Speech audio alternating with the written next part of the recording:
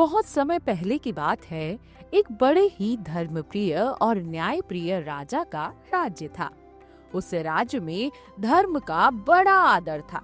वहाँ का हर व्यक्ति, चाहे वह अमीर हो या गरीब, ब्राह्मण हो या व्यापारी, यहाँ तक कि नौकर चाकर और पशु पक्षी तक सभी एकादशी का व्रत रखते थे। राजा स्वयं भी एकादशी के दिन उपवास करता था और राज्य में यह नियम था कि उस दिन कोई भी व्यक्ति अन्न ग्रहण नहीं करेगा।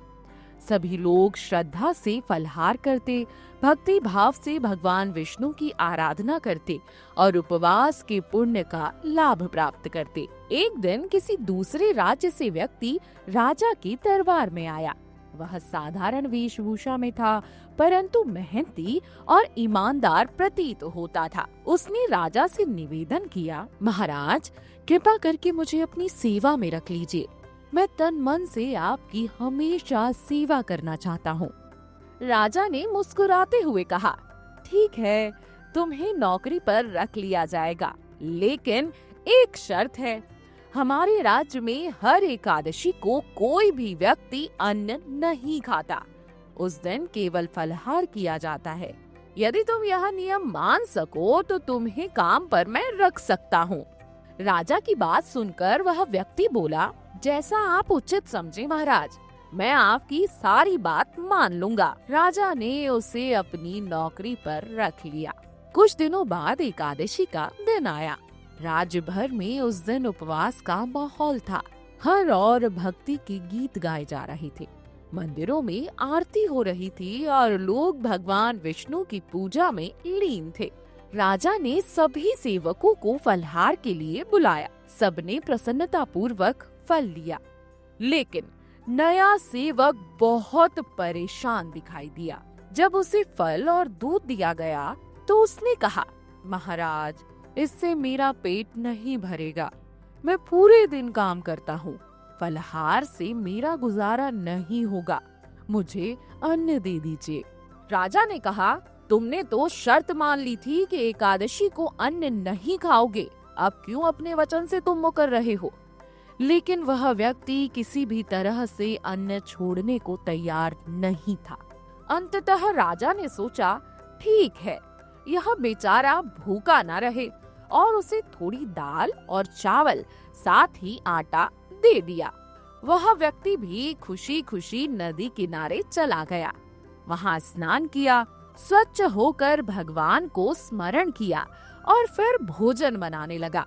जब भोजन तैयार हो गया तो उसने हाथ जोड़कर पुकारा, हे प्रभु, आओ भगवान, भोजन तैयार है। मैं अकेला कैसे खाऊंगा?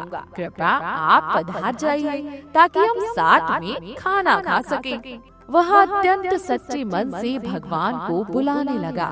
तभी अद्भुत प्रकाश प्रकट हुआ। 4 भुजाओं वाले भगवान विष्णु स्वयं वहां पधारे। उन्होंने पीताम्बर धारण किया था। उनके मुकुट से प्रकाश की किरणें निकल रही थी। वे मुस्कुराते हुए बोले, भक्त वत्सल, मैं तुम्हारे सच्चे प्रेम से प्रसन्न होकर स्वयं आ गया हूँ। वह व्यक्ति भगवान के चरणों में गिर पड़ा और प्रणाम करने लगा। फिर दोनों ने प्रेम पूर्वक साथ बैठकर भोजन किया। भोजन के बाद भगवान अंतर्ध्यान हो गए। वह व्यक्ति अत्यंत प्रसन्न हुआ और अपने कार्य में लग गया। उसके बाद रोजाना जिंदगी चलती रही और 15 दिन बीत गए। फिर एकादशी का दिन आया। उस व्यक्ति ने इस बार राजा से कहा, महाराज, इस बार मुझे दुगना अन्न दीजिए, क्योंकि पिछली बार तो मैं भूखा रह गया था। राजा ने हैरानी से पूछा, भूखा रह गया था? मैंने तो तुम्हें पर्याप्त अन्न दिया था। वह व्यक्ति भोलेपन से बोला, महाराज, मैं अकेला नहीं खाता, मेरे साथ स्वयं भगवान आकर भोजन करते हैं, इसलिए उतना अन्न हम दोनों के लिए पर्याप्त नहीं होता। इसलिए आप इस बार थोड़ा ज्यादा दे दीजिए।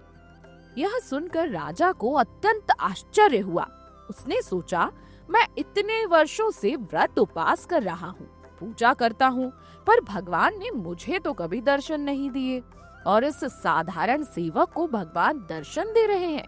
यह कैसे संभव है? राजा ने निश्चय किया कि वह इस बात का सत्य जान कर रहेगा। फिर समय बीता, अगली एकादशी आई। अगली एकादशी पर राजा ने गुप्त रूप से उस व्यक्ति के साथ जाने का निश्चय किया।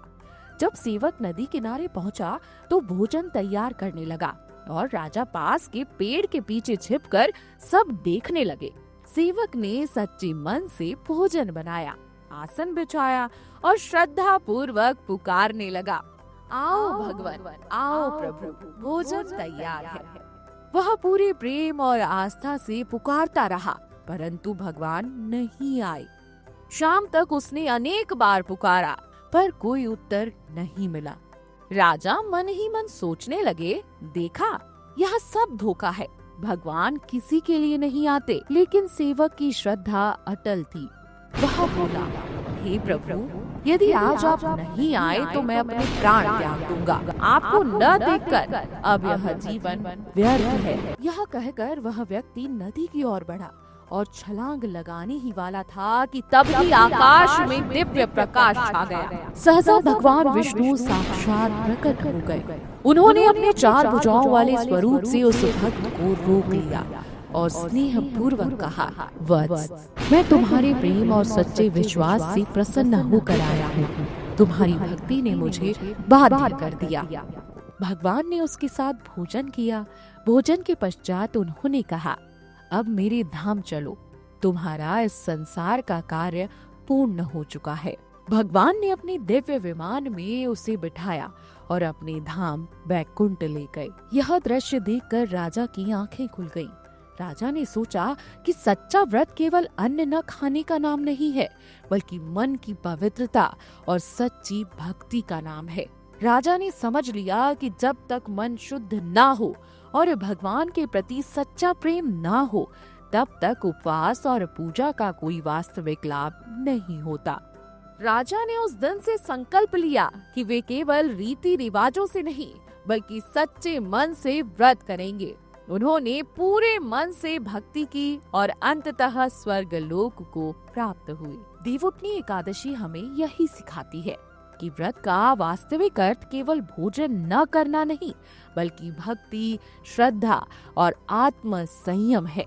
भगवान को बाहरी आडंबरों से नहीं, बल्कि सच्चे हृदय के भाव से पाया जाता है। इसलिए सभी व्यक्ति को व्रत सच्चे मन और पूर्ण निष्ठा से करना चाहिए। अगर व्रत ना कर पाए तो भगवान की भक्ति सच्चे मन से करें, भगवान को याद सच्चे मन से करें। निश्चित ही भगवान आपकी बातें सुनेंगे, आपका व्रत सफल होगा और साथ ही आपकी मनोकामना भी पूर्ण होती आपको दिखाई देंगी। वीडियो डेस्क जीवांजलि.com। अगर आपको हमारा ये वीडियो पसंद आया हो तो हमारे चैनल जीवांजलि को सब्सक्राइब करें